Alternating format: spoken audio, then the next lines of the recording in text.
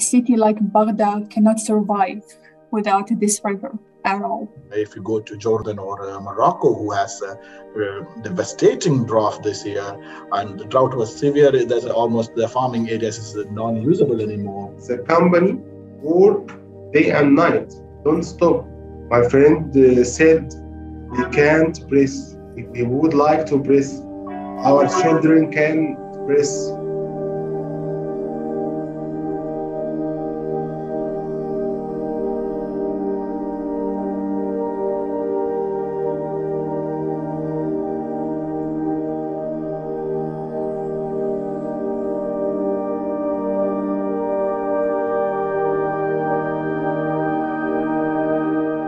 If there is no alternative for people, they will continue count on the oil industry.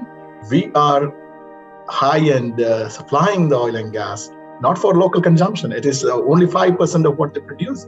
It goes to the global market.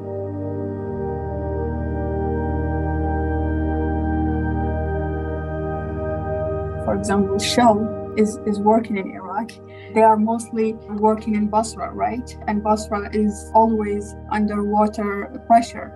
But these companies are working perfectly and they need water. So as long as there is a huge demand in the global market, it absolutely doesn't make sense to a market-oriented economy, which is super dependent on fossil fuel industries, to go away easily. For sure, as long as there is a demand and there has to be a supply. I cannot stop and say, hey, I'm here for climate action. I'm not going to give.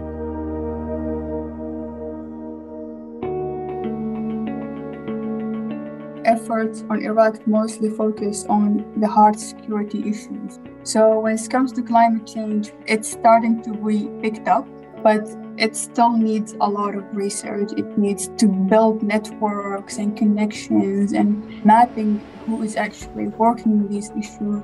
They have to work with the local, leaders, that they have, a lot of things to improve this framework and to improve the way how they implement it.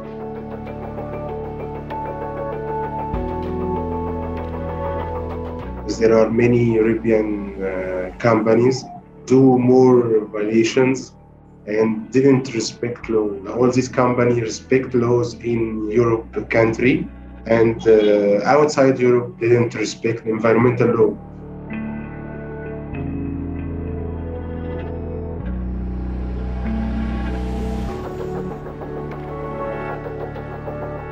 Policies are mainly linked, to decision makers and mainly linked, to governmental entities and to the top down. And of course, the international cooperation today in the southern countries are going with the agenda of these governments. Funding also comes in a very huge, sometimes amount, especially in the ones for the climate change. And of course, there's only 10% arrives effectively to the locals. We are hands on ground, we are not just somebody bluffing on the media, but the people who see the realities of the ground. So supporting them, but not only supporting an organization as such, but you are having a hand on ground, working on the grassroots, and who understand what's really happening. Well, of course, government may say something else. If NGOs could get a support from the EU, mostly in transferring knowledge and building capacity, they can mobilize people who can put a pressure on the government to implement renewable energy.